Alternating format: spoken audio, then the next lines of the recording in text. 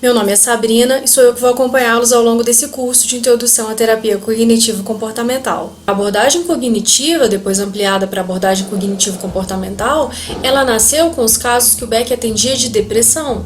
Então, os primeiros clientes do Beck foram no hospital psiquiátrico em que ele trabalhava, casos de depressão, depois pessoas da comunidade que também tinham depressão e sintomas depressivos. Então, os primeiros protocolos criados de atendimento sobre como agir com uma pessoa que tenha determinada patologia foram para depressão, depois ansiedade, depois outros tipos de transtornos e hoje em dia um monte de formas de atuação.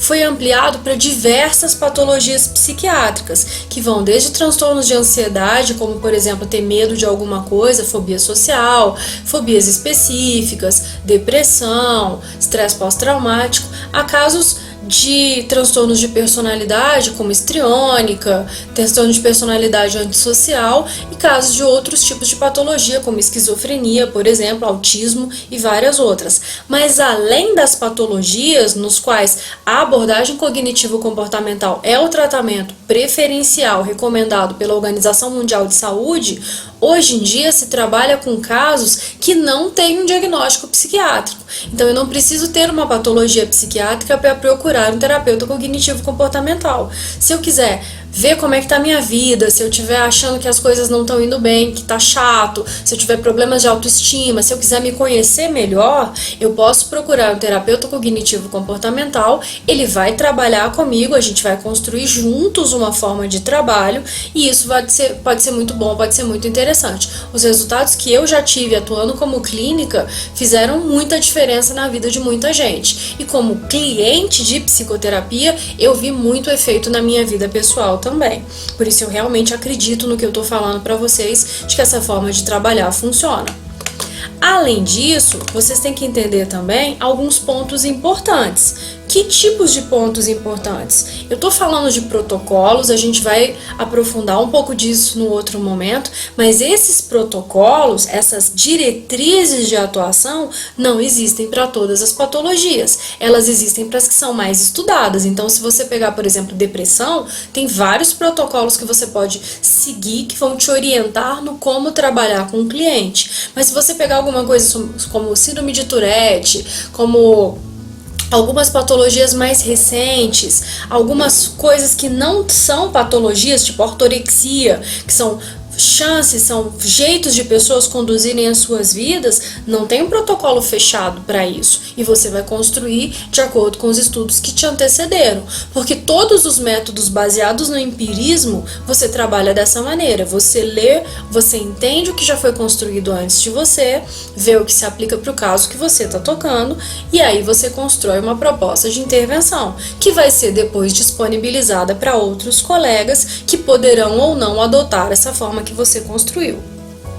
Outro ponto importante é que dentro da abordagem cognitivo-comportamental, como ela é uma abordagem focada, diretiva e muito focada em terapia breve, então ela tenta trabalhar com o jeito mais breve possível, para que a pessoa se liberte daquele problema e consiga tocar a vida dela. Ela nasce como uma terapia breve para depressão, de 20 sessões, e depois vai se ampliando para outros objetivos.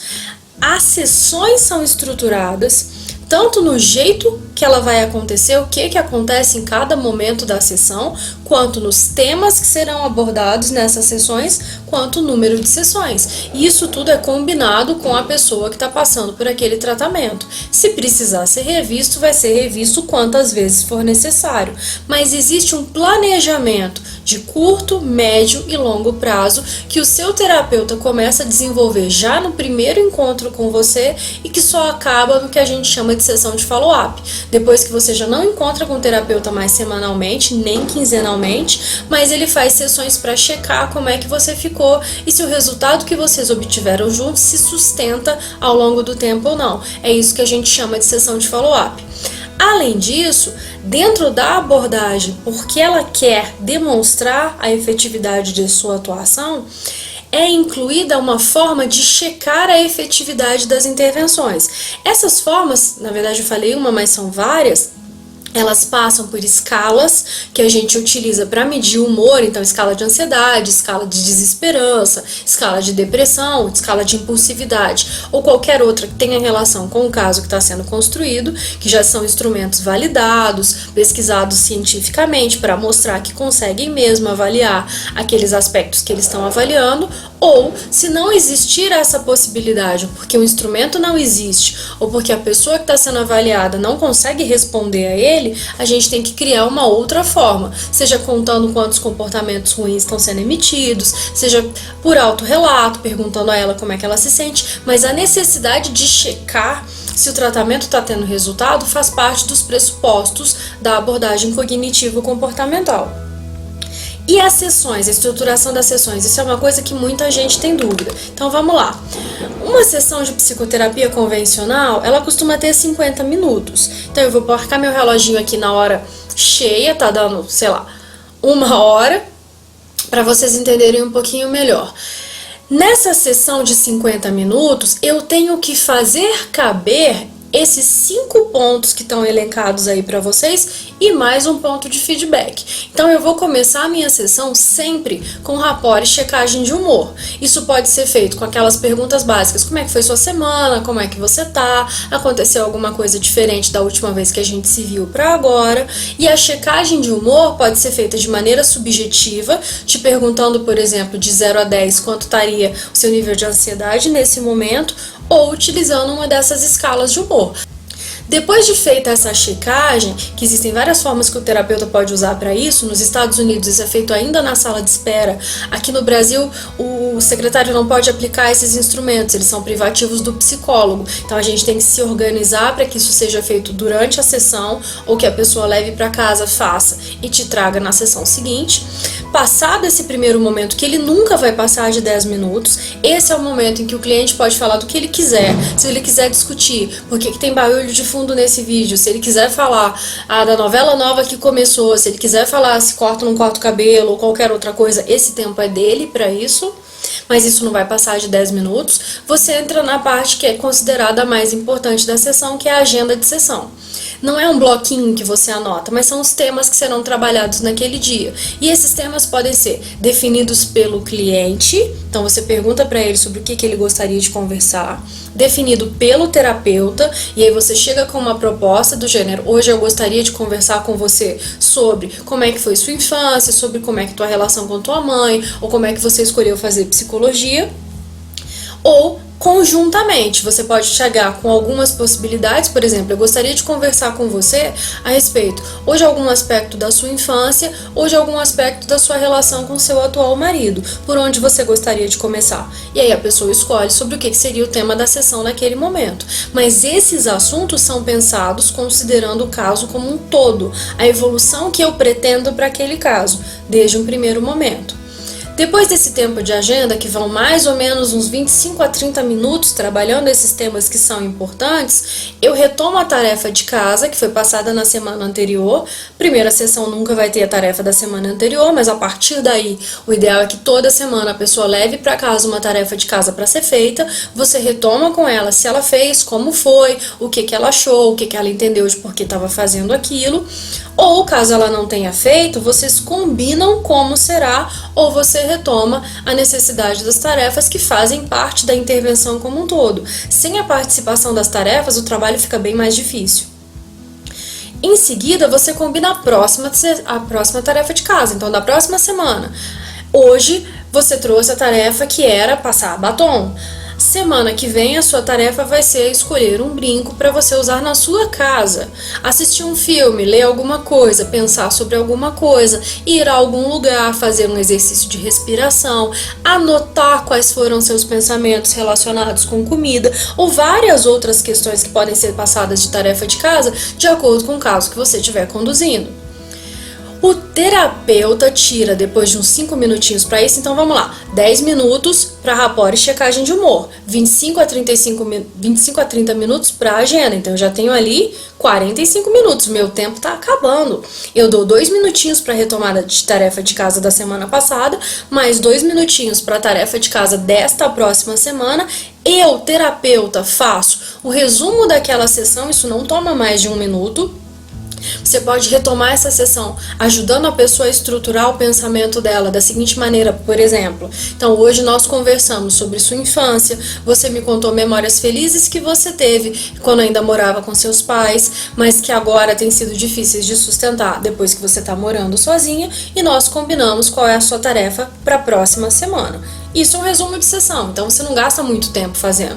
É 1 minuto, 2 para resumo de sessão, e você pode finalizar a sua sessão pedindo o que não está aparecendo aí, mas que é muito importante, que é o feedback do cliente. Esse feedback poderia vir como o que você achou da sessão, mas dependendo do caso que você estiver conduzindo, isso pode gerar uma coisa muito ruim, que vai ser a seguinte, por exemplo, se ele tiver dificuldade de falar não, ele sempre vai te falar que foi linda. Se for uma pessoa mais agressiva, ele vai encontrar alguma coisa para atacar no que aconteceu ali. Então, é possível perguntar para ele como é que foi a sessão, mas na maior parte das vezes a gente vai para como é que você se sentiu ao longo dessa sessão, alguma coisa te incomodou mais, você gostou de alguma coisa que nós conversamos aqui, ou que eu gosto muito mais de usar quando o cliente é meu. Do que nós conversamos aqui hoje, o que você vai pensar ao longo dessa próxima semana? Qual assunto mais mexeu com você do que foi trabalhado aqui? O que você gostaria que fosse o assunto para o nosso próximo encontro? Você faz algum tipo de feedback para você entender como é que ele está se sentindo em relação ao que foi conversado. E aí você se despede desse cliente e deixa ele embora. Isso vai tomar mais ou menos uns 50 minutos, mas a gente costuma marcar clientes de hora em hora, porque eu tenho 10 minutinhos de folga para, se eu atrasar em algum desses tópicos, ou se o meu cliente precisar ser consolado, se algum tema for muito importante para ele, a gente precisar retomar, ou eu precisar gastar um pouquinho mais de tempo em algum lugar, eu tenho uma folguinha de 10 minutos que não me impede de começar o próximo atendimento no horário. Entenderam? Então isso é importante para a organização do terapeuta, e isso faz parte do jeito que a abordagem lida com a clínica, porque eu parto do pressuposto que, se a sessão é estruturada, eu estou ajudando essa pessoa a aprender a se estruturar também, em forma de pensar.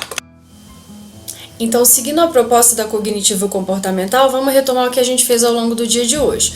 O objetivo dessa aula era apresentar para vocês o histórico da cognitivo-comportamental e alguns dos principais pressupostos que embasam a teoria.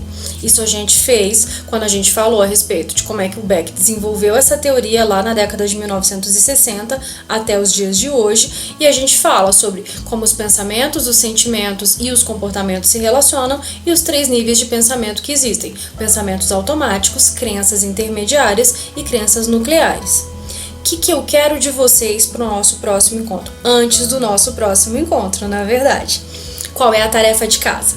Eu quero que vocês procurem ler a respeito do que são pensamentos automáticos, crenças intermediárias e crenças centrais, e como é que eu diferencio pensamentos de sentimentos. Isso é uma coisa que parece muito simples, mas não é simples de fazer. Se vocês fizerem esse tipo de tarefa, a tarefa que eu estou pedindo a vocês agora, isso vai facilitar o entendimento do nosso próximo conteúdo, que é como é que eu faço o diagnóstico dentro da terapia cognitivo-comportamental.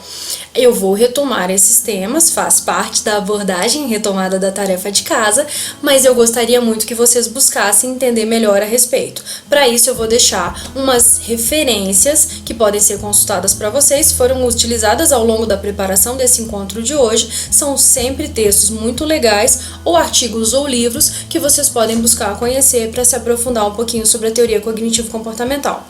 Volto a falar para vocês. Ficou com alguma dúvida? Tem alguma questão que gostaria que fosse aprofundada, ou que você de fato não entendeu? Entre em contato. Eu tô aqui para isso, para te ajudar a ter uma introdução a essa forma de pensamento que é a abordagem cognitivo-comportamental. Essas são as referências que eu falei para vocês, anotem, chequem, são pessoas bem engajadas na área, que podem ajudar pra caramba. Fora esses livros e esses artigos que estão citados aqui, tem o clássico dos clássicos, que é um livro que atualmente se chama Terapia Cognitivo-Comportamental, até a edição passada se chamava Terapia Cognitiva, da Judith Beck, filha do Aaron Beck, que é um livro que é sempre usado para introdução à terapia cognitivo-comportamental. Se vocês ficarem em dúvida em qual comprar, o terapia cognitivo-comportamental ou terapia cognitivo-comportamental tem a capinha verde, o terapia cognitiva tem uma capa laranjadinha. O conteúdo mudou muito pouco de um para o outro. foi ampliado, é óbvio, mas o básico continua lá. Então, talvez se vocês acharem em sebo e coisas do gênero, o Terapia Cognitiva serve para essa introdução. Se já quiserem comprar um livro mais atualizado, Terapia Cognitivo Comportamental.